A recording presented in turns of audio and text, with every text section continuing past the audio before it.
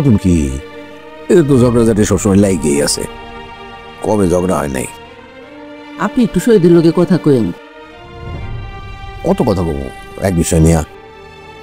দাদা, আমার না এখানে থাকতে আর ভাল লাগছে। তারা খালি ঝগড়া করে, আমাকে নিয়ে যায় এদের মাঝে মনে রাখি দাদা।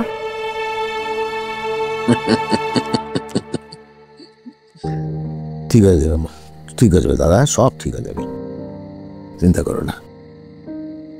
আক্কেল পছন্দ নাই, বাচ্চাদের সাথে কিভাবে কথা বলতে হয় কেউই জানে না, বাপও জানে না, মাও জানে না। অদ্ভুত।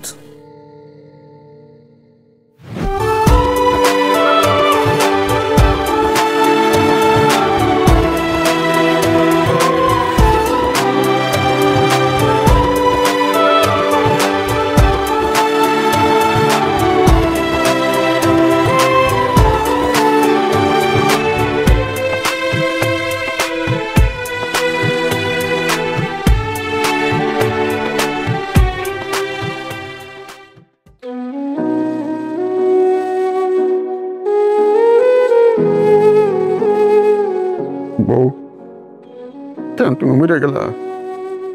কেন মারা সেরে গেলা? আমার বাসে থাকা তো কঠিন হয়ে গেছে বউ। আমার দিন যায় না বউ, রাত যায় না, বিশ্বাস করো। ক্ষণে ক্ষণে বুকের মধ্যে কামড় দিয়ে ওঠে। কেন তুমি আমার সেরে গেলা বউ? খবর হালাম কইলো তুই এখনো মন খারাপ করে আসস? হ স্যার, আমার বড় বউয়ের কথা মনে হইতেছে, মরে গেছে। খুব কষ্ট হইতেছে স্যার। স্যার, পরিবারের কথা বলা যায় না স্যার। মানুষ যতই চেষ্টা করুক, নিশিরাতে হইলেও বুকে একবার কামড় দিবই। তুই তোর মধ্যে এত কষ্ট লইয়া সবসময় হাসি খুশি থাকস কেমনে? হাসি খুশি না থাকলে তো বুক ফাইটে মরে যাবো স্যার। স্যার, আমি কি মনে করি জানেন? কি? আমি বিদেশে আছি, বিদেশ করতেছি, বিদেশে চাকরি করি। বাংলাদেশে আমার বাপে আছে, মায়ে আছে, আমার বউ আছে। আমি বিদেশ থেকে টাকা কামাই করে টাকার বস্তা নিয়ে দেশে যাবো। বাপে খুশি হইব, মায়ে খুশি হইব। আমার বউটা দৌড় দিয়ে এসে আমার বুকে পড়বো, আমি জড়াই ধরো। বাপ মারে কম, তোমরা একটু দূরে যাও, আমাকে শরম লাগতেছে।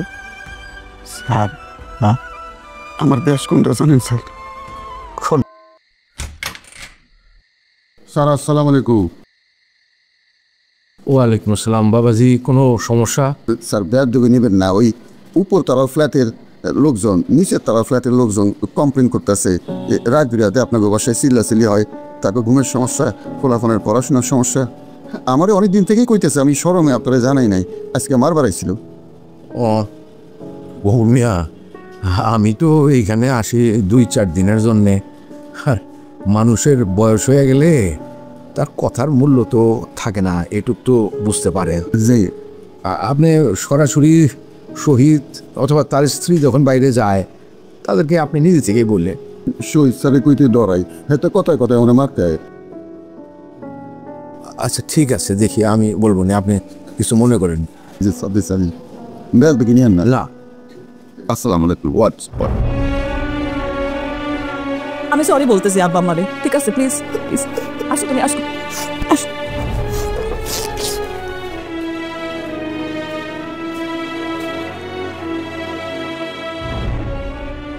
আব্বা সরি, আমি ওকে ভুল বুঝছি আর অনেক জোরে চিৎকার করে কথা বলছি।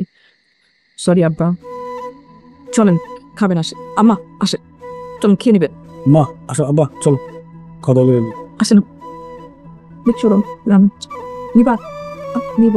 যাও তুমি যাও, আমার খিদা নাই, আমি খাবো না, যাও খাইতে যাও। এই তোর মাটি নিয়ে যাও, যা। মা আসো আসো। আঙ্কেল, একটু খেয়ে নেন প্লিজ। আসেন, অল্প করে একটু খেয়ে নিন, খাবার দেই।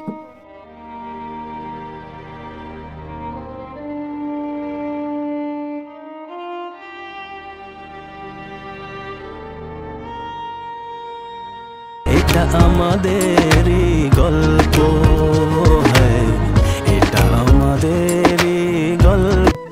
কথা বলে নি। আসেন দেখছো নিবা নিব যাও তুমি যাও, আমার খিদা নাই, আমি খাবো না, যাও খাইতে যাও। এই তোর মাটি নিয়ে যাও, যা। মা আসো আসো মা আসো। আঙ্কেল একটু খেয়ে নেন প্লিজ। আসেন অল্প করে একটু খেয়ে নিন, খাবার দিই।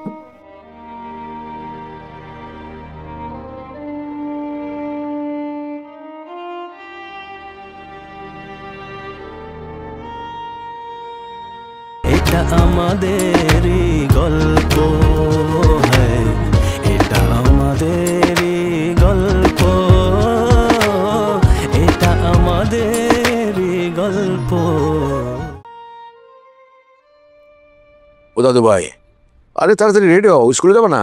স্কুলে যাব না, মাকে দাদি করেছি আর রিক্সে কথা বলেছি যে আমার পেটে ব্যথা।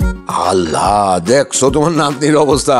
হ্যাঁ, স্কুলে যাবো না ভালো কথা, তুই সেটা বলো যে যাইতে ভালো লাগতেছে না। মিথ্যা কথা বলতে হয় নাকি? হ্যাঁ, আমার তো কফি দেওয়ার সময় নাই, তারা মানে কফি শেষ করে তারপরে যাবা। কফি শেষ করো। ও ঠিক আছে সব? অসাধারণ, পৃথিবীর বেস্ট কফি, গ্যারান্টি দিয়ে বলে দিলাম। পৃথিবীতে কেউ এই কফি বানাতে পারবে না, বুঝছো? আর মাঝে মাঝে মনে হয় কি শহীদ খুব লাকি ছেলে, নাহলে তোমার মতো একটা লক্ষ্মী বউ পায় নাকি? শহীদ এই জীবন অনেক ভালো কাজ করছে, বুঝছো? কই স্যার, পাম দিতে হবে না। না পাম কেন দেবো, সব তো বলতেছি। সবসময় তো এটা মনে থাকে না। কে বলছে ম্যাডাম? দেখো কি এটা? কফির বিল। কফির বিল এত? এটা বিল না, এটা হচ্ছে তোমার পুরস্কার। পৃথিবীতে ভালো কাজের পুরস্কার দিতে হয়।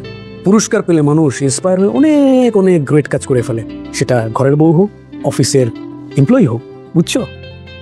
ধন্যবাদ বস। ধন্যবাদ ম্যাডাম। ম্যাডাম, আমার তো ইচ্ছা করে পুরো পৃথিবীটা আপনার পায়ের উপর ফেলে দেখি, কিন্তু পারি না, সাধ্য নাই।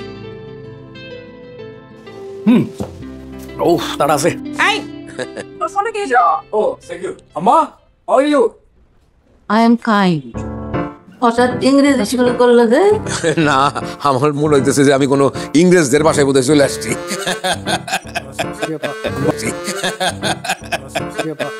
মানে ওই যে ওনাদের সাথে মিটিং করতে করতে অভ্যাসটা হয়ে গেছে আর কি। আম্মা, তাহলে আমি অফিসে যাচ্ছি। আম্মা, তোমার কিছু লাগবে? লাগবে মানে আমার রিপোর্টটা যদি আইনা দিতা। রিপোর্টটা? এই রিপা, তুই জানা মানে আপনার সাথে যা, আমার সাথে যা, যে রিপোর্টটা নিয়ে আস, তারপর ডাক্তার দেখাস। আরে নিপা কিভাবে যাবে? ক্লাস আছে না। আর ডক্টর তো দেখাতে হবে না, রিপোর্ট আনতে হবে। আব্বা তো গেছে। আব্বা চিনবেন না আপনি? হ্যাঁ, আমি ম্যানেজ করে যাবো, সমস্যা নেই।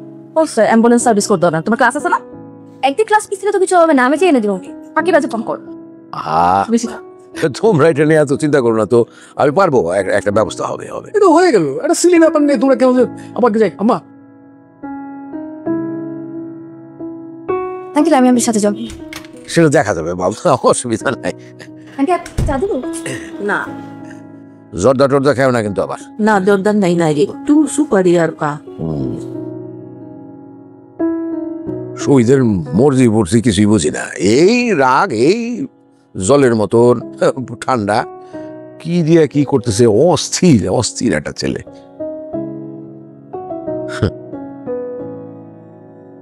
স্যার ওই যাইতেছে অনিকন। শহীদ, সাউরু আঙ্কেল কেমন আছেন? ভালো আছি, তুমি কেমন আছো? এই তো আছি, আলহামদুলিল্লাহ ভালো আছি। কই যে চাইতেছো? বাহ, খুব সুন্দর লাগতেছে তোমাকে। Thank you so much. Shahid, বাসায় সবাই ভালো? হ্যাঁ, বাসা সবাই ভালো আছে, বাট আম্মা একটু যাই হোক, ডাক্তার দেখালাম, ডাক্তার এখন ওষুধ টষুধ দিল, আশা করি আলহামদুলিল্লাহ ভালো হয়ে যাবে। ঠিক হয়ে যাবে ইনশাল্লাহ, দোয়া করি। ইয়ে শহীদ, হয়েছে কি, ওই তুমি মনে হয় একটু ভাষায় ঝগড়াঝাটি করো না? আঙ্কেল কি যে বলেন আপনি, ভাষায় কে ঝগড়া করবে? ভাষায় তো আমরা হাতে কোনো কয়জনই থাকি। আমি একটু জোরে কথা বলি, রাত বলে একটু নীরব শোনা যায় আর কি। আর আমার নিজের ভাষায় আমি স্বাধীন মতো কথা বলবো না? না না, সেটা ঠিক আছে। ওই আমার ভাষার মধ্যে শুধু তো তোমরা একা ভাড়া দিয়া না, জি সবগুলা ফ্ল্যাটেই তো ভাড়া দিয়া আছে। তো কোনটা জোরে কথা বলা, কোনটা ঝগড়া, এটা অন্য ভাড়াটিয়ারাও বোঝে, আমরাও বুঝি। ঝগড়াঝাটি করো না। তোমার স্বাধীনতার কথা বলে যদি অন্যের স্বাধীনতা নষ্ট হয় তাহলে কি হয় শহীদ? না না, এখন আঙ্কেল মানে ধরেন যে আমি আমার বাসায় আমি স্বাধীন মতো কথা বলতে পারবো না? না না, একটু জোরে কথা বললে যদি সেটা মানে অন্যের স্বাধীনতা খর্ব হয় তাহলে তো এটা। কথা বলতে পারবা, কিন্তু একটু মাথায় রাখতে হবে কথাটা যেন ঝগড়ায় পরিণত না হয়। তুমি একটু ঝগড়া করো না, ঝগড়া করো না। সবগুলো ফ্ল্যাট থেকে নালিশ দিছে। কারা কারা নালিশ দিছে আপনার কাছে? হ্যাঁ ভাই দিছে, বুড়া থেকে 5টা পর্যন্ত। বুড়া তো ঘুম হয় না, 5টাকে পড়াশোনা হয় না, ডিস্টার্ব। আঙ্কেল মনে কিছু নেন না, আপনাকে একটা কথা বলি, যেই সকল ভাড়াটিয়ারা আমার নামে অভিযোগ করছে নালিশ দিছে। গল্পের শুরুটা হয় মন খারাপ দিয়ে। শহীদের অ্যালেন শুভ্র শ্বশুরবাড়িতে তার বাবা মা এবং নাতনি বা মেয়েকে দেখি। নাতনি তার দাদু দিদাকে জানায় যে শহীদ আর তার স্ত্রী সবসময় ঝগড়া করে, তার আর ভালো লাগছে না। শহীদের বাবা শাহিদুল জামান সেলিম তখন মন খারাপ করে বলেন যে আজকালকার ছেলেমেয়েরা কেমন যেন হয়ে গেছে, একটা বাচ্চা আছে অথচ সামান্য বিষয়ে তারা ঝগড়া করে। তিনি তার স্ত্রী অর্থাৎ শহীদের মাকে পরামর্শ দেন শহীদের সাথে কথা বলতে। একটি গভীর আবেগের দৃশ্য। এরপর আমরা একটি ভিন্ন দৃশ্যে যাই, যেখানে এক মধ্যবয়স্ক লোক মুসাফির সায়েদ বাচ্চু তার বন্ধুকে তার মৃত স্ত্রীর কথা বলতে গিয়ে কাঁদতে থাকেন। তিনি বলেন তার স্ত্রী চলে যাওয়ার পর বেঁচে থাকাটা কত কঠিন হয়ে গেছে।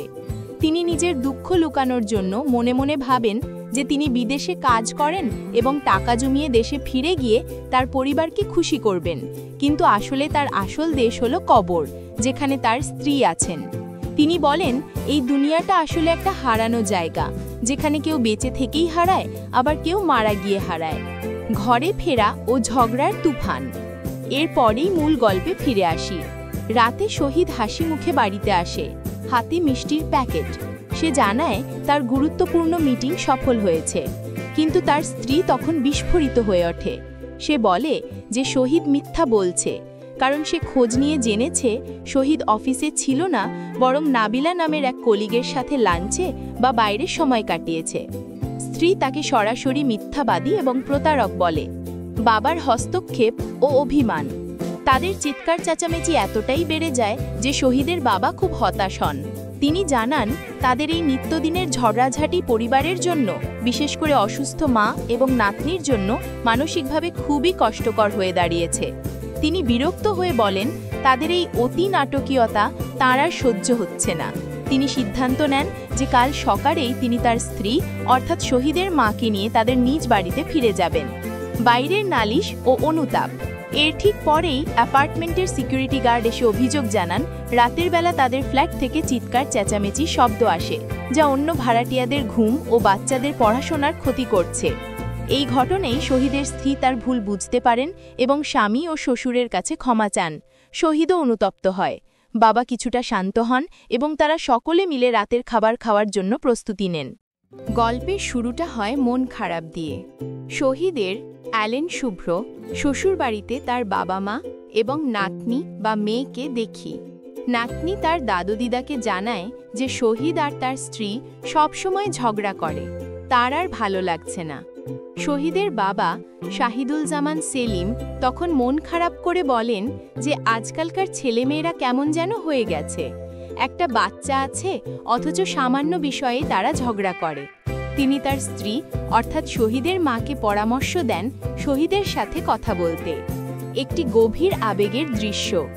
এরপর আমরা একটি ভিন্ন দৃশ্যে যাই, যেখানে এক মধ্যবয়স্ক লোক মুসাফির সায়েদ বাচ্চু তার বন্ধুকে তার মৃত স্ত্রীর কথা বলতে গিয়ে কাঁদতে থাকেন।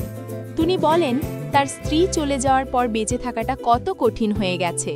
তিনি নিজের দুঃখ লুকানোর জন্য মনে মনে ভাবেন যে তিনি বিদেশে কাজ করেন এবং টাকা জমিয়ে দেশে ফিরে গিয়ে তার পরিবারকে খুশি করবেন, কিন্তু আসলে তার আসল দেশ হলো কবর, যেখানে তার স্ত্রী আছেন। তিনি বলেন এই দুনিয়াটা আসলে একটা হারানো জায়গা, যেখানে কেউ বেঁচে থেকেই হারায়, আবার কেউ মারা গিয়ে হারায়। ঘরে ফেরা ও ঝগড়ার তুফান। এরপরেই মূল গল্পে ফিরে আসি। রাতে শহীদ হাসি মুখে বাড়িতে আসে, হাতে মিষ্টির প্যাকেট। সে জানায় তার গুরুত্বপূর্ণ মিটিং সফল হয়েছে, কিন্তু তার স্ত্রী তখন বিস্ফোরিত হয়ে ওঠে। সে বলে যে শহীদ মিথ্যা বলছে, কারণ সে খোঁজ নিয়ে জেনেছে শহীদ অফিসে ছিল না, বরং নাবিলা নামের এক কলিগের সাথে লাঞ্চে বা বাইরে সময় কাটিয়েছে। স্ত্রী তাকে সরাসরি মিথ্যাবাদী এবং প্রতারক বলে। বাবার হস্তক্ষেপ ও অভিমান। তাদের চিৎকার চেঁচামেচি এতটাই বেড়ে যায় যে শহীদের বাবা খুব হতাশ হন। তিনি জানান তাদের এই নিত্যদিনের ঝগড়াঝাটি পরিবারের জন্য, বিশেষ করে অসুস্থ মা এবং নাতনির জন্য মানসিকভাবে খুবই কষ্টকর হয়ে দাঁড়িয়েছে। তিনি বিরক্ত হয়ে বলেন তাদের এই অতি নাটকীয়তা তাঁর আর সহ্য হচ্ছে না। তিনি সিদ্ধান্ত নেন যে কাল সকালেই তিনি তার স্ত্রী অর্থাৎ শহীদের মাকে নিয়ে তাদের নিজ বাড়িতে ফিরে যাবেন। বাইরের নালিশ ও অনুতাপ। এর ঠিক পরেই অ্যাপার্টমেন্টের সিকিউরিটি গার্ড এসে অভিযোগ জানান রাতের বেলা তাদের ফ্ল্যাট থেকে চিৎকার চেঁচামেচি শব্দ আসে, যা অন্য ভাড়াটিয়াদের ঘুম ও বাচ্চাদের পড়াশোনার ক্ষতি করছে। এই ঘটনায় শহীদের স্ত্রী তার ভুল বুঝতে পারেন এবং স্বামী ও শ্বশুরের কাছে ক্ষমা চান। শহীদও অনুতপ্ত হয়। বাবা কিছুটা শান্ত হন এবং তারা সকলে মিলে রাতের খাবার খাওয়ার জন্য প্রস্তুতি নেন। গল্পের শুরুটা হয় মন খারাপ দিয়ে। শহীদের অ্যালেন শুভ্র শ্বশুরবাড়িতে তার বাবা মা এবং নাতনি বা মেয়েকে দেখি। নাতনি তার দাদু দিদাকে জানায় যে শহীদ আর তার স্ত্রী সবসময় ঝগড়া করে, তার আর ভালো লাগছে না।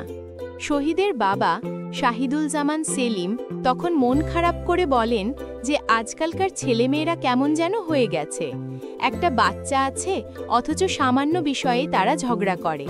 তিনি তার স্ত্রী অর্থাৎ শহীদের মাকে পরামর্শ দেন শহীদের সাথে কথা বলতে। একটি গভীর আবেগের দৃশ্য। এরপর আমরা একটি ভিন্ন দৃশ্যে যাই, যেখানে এক মধ্যবয়স্ক লোক মুসাফির সায়েদ বাচ্চু তার বন্ধুকে তার মৃত স্ত্রীর কথা বলতে গিয়ে কাঁদতে থাকেন। তিনি বলেন তার স্ত্রী চলে যাওয়ার পর বেঁচে থাকাটা কত কঠিন হয়ে গেছে। তিনি নিজের দুঃখ লুকানোর জন্য মনে মনে ভাবেন যে তিনি বিদেশে কাজ করেন এবং টাকা জমিয়ে দেশে ফিরে গিয়ে তার পরিবারকে খুশি করবেন, কিন্তু আসলে তার আসল দেশ হলো কবর, যেখানে তার স্ত্রী আছেন। তিনি বলেন এই দুনিয়াটা আসলে একটা হারানো জায়গা, যেখানে কেউ বেঁচে থেকেই হারায়, আবার কেউ মারা গিয়ে হারায়। ঘরে ফেরা ও ঝগড়ার তুফান। এরপরেই মূল গল্পে ফিরে আসি। রাতে শহীদ হাসি মুখে বাড়িতে আসে, হাতে মিষ্টির প্যাকেট। সে জানায় তার গুরুত্বপূর্ণ মিটিং সফল হয়েছে, কিন্তু তার স্ত্রী তখন বিস্ফোরিত হয়ে ওঠে। সে বলে যে শহীদ মিথ্যা বলছে, কারণ সে খোঁজ নিয়ে জেনেছে শহীদ অফিসে ছিল না, বরং নাবিলা নামের এক কলিগের সাথে লাঞ্চে বা বাইরে সময় কাটিয়েছে। স্ত্রী তাকে সরাসরি মিথ্যাবাদী এবং প্রতারক বলে। বাবার হস্তক্ষেপ ও অভিমান। তাদের চিৎকার চেঁচামেচি এতটাই বেড়ে যায় যে শহীদের বাবা খুব হতাশ হন। তিনি জানান তাদের এই নিত্যদিনের ঝগড়াঝাটি পরিবারের জন্য, বিশেষ করে অসুস্থ মা এবং নাতনির জন্য মানসিকভাবে খুবই কষ্টকর হয়ে দাঁড়িয়েছে। তিনি বিরক্ত হয়ে বলেন তাদের এই অতি নাটকীয়তা তাঁর আর সহ্য হচ্ছে না। তিনি সিদ্ধান্ত নেন যে কাল সকালেই তিনি তার স্ত্রী অর্থাৎ শহীদের মাকে নিয়ে তাদের নিজ বাড়িতে ফিরে যাবেন। বাইরের নালিশ ও অনুতাপ। এর ঠিক পরেই অ্যাপার্টমেন্টের সিকিউরিটি গার্ড এসে অভিযোগ জানান রাতের বেলা তাদের ফ্ল্যাট থেকে চিৎকার চেঁচামেচি শব্দ আসে, যা অন্য ভাড়াটিয়াদের ঘুম ও বাচ্চাদের পড়াশোনার ক্ষতি করছে। এই ঘটনায় শহীদের স্ত্রী তার ভুল বুঝতে পারেন এবং স্বামী ও শ্বশুরের কাছে ক্ষমা চান। শহীদও অনুতপ্ত হয়। বাবা কিছুটা শান্ত হন এবং তারা সকলে মিলে রাতের খাবার খাওয়ার জন্য প্রস্তুতি নেন। গল্পের শুরুটা হয় মন খারাপ দিয়ে। শহীদের অ্যালেন শুভ্র শ্বশুরবাড়িতে তার বাবা মা এবং নাতনি বা মেয়েকে দেখি। নাতনি তার দাদু দিদাকে জানায় যে শহীদ আর তার স্ত্রী সবসময় ঝগড়া করে, তার আর ভালো লাগছে না। শহীদের বাবা শাহিদুল জামান সেলিম তখন মন খারাপ করে বলেন যে আজকালকার ছেলেমেয়েরা কেমন যেন হয়ে গেছে, একটা বাচ্চা আছে অথচ সামান্য বিষয়ে তারা ঝগড়া করে। তিনি তার স্ত্রী অর্থাৎ শহীদের মাকে পরামর্শ দেন শহীদের সাথে কথা বলতে। একটি গভীর আবেগের দৃশ্য। এরপর আমরা একটি ভিন্ন দৃশ্যে যাই, যেখানে এক মধ্যবয়স্ক লোক মুসাফির সায়েদ বাচ্চু তার বন্ধুকে তার মৃত স্ত্রীর কথা বলতে গিয়ে কাঁদতে থাকেন। তিনি বলেন তার স্ত্রী চলে যাওয়ার পর বেঁচে থাকাটা কত কঠিন হয়ে গেছে। তিনি নিজের দুঃখ লুকানোর জন্য মনে মনে ভাবেন যে তিনি বিদেশে কাজ করেন এবং টাকা জমিয়ে দেশে ফিরে গিয়ে তার পরিবারকে খুশি করবেন, কিন্তু আসলে তার আসল দেশ হলো কবর, যেখানে তার স্ত্রী আছেন। তিনি বলেন এই দুনিয়াটা আসলে একটা হারানো জায়গা, যেখানে কেউ বেঁচে থেকেই হারায়, আবার কেউ মারা গিয়ে হারায়। ঘরে ফেরা ও ঝগড়ার তুফান। এরপরেই মূল গল্পে ফিরে আসি। রাতে শহীদ হাসি মুখে বাড়িতে আসে, হাতে মিষ্টির প্যাকেট। সে জানায় তার গুরুত্বপূর্ণ মিটিং সফল হয়েছে, কিন্তু তার স্ত্রী তখন বিস্ফোরিত হয়ে ওঠে। সে বলে যে শহীদ মিথ্যা বলছে, কারণ সে খোঁজ নিয়ে জেনেছে শহীদ অফিসে ছিল না, বরং নাবিলা নামের এক কলিগের সাথে লাঞ্চে বা বাইরে সময় কাটিয়েছে। স্ত্রী তাকে সরাসরি মিথ্যাবাদী এবং প্রতারক বলে। বাবার হস্তক্ষেপ ও অভিমান। তাদের চিৎকার চেঁচামেচি এতটাই বেড়ে যায় যে শহীদের বাবা খুব হতাশ হন। তিনি জানান তাদের এই নিত্যদিনের ঝগড়াঝাটি পরিবারের জন্য, বিশেষ করে অসুস্থ মা এবং নাতনির জন্য মানসিকভাবে খুবই কষ্টকর হয়ে দাঁড়িয়েছে। তিনি বিরক্ত হয়ে বলেন তাদের এই অতি নাটকীয়তা তাঁর আর সহ্য হচ্ছে না। তিনি সিদ্ধান্ত নেন যে কাল সকালেই তিনি তার স্ত্রী অর্থাৎ শহীদের মাকে নিয়ে তাদের নিজ বাড়িতে ফিরে যাবেন। বাইরের নালিশ ও অনুতাপ। এর ঠিক পরেই অ্যাপার্টমেন্টের সিকিউরিটি গার্ড এসে অভিযোগ জানান রাতের বেলা তাদের ফ্ল্যাট থেকে চিৎকার চেঁচামেচি শব্দ আসে, যা অন্য ভাড়াটিয়াদের ঘুম ও বাচ্চাদের পড়াশোনার ক্ষতি করছে। এই ঘটনায় শহীদের স্ত্রী তার ভুল বুঝতে পারেন এবং স্বামী ও শ্বশুরের কাছে ক্ষমা চান। শহীদও অনুতপ্ত হয়।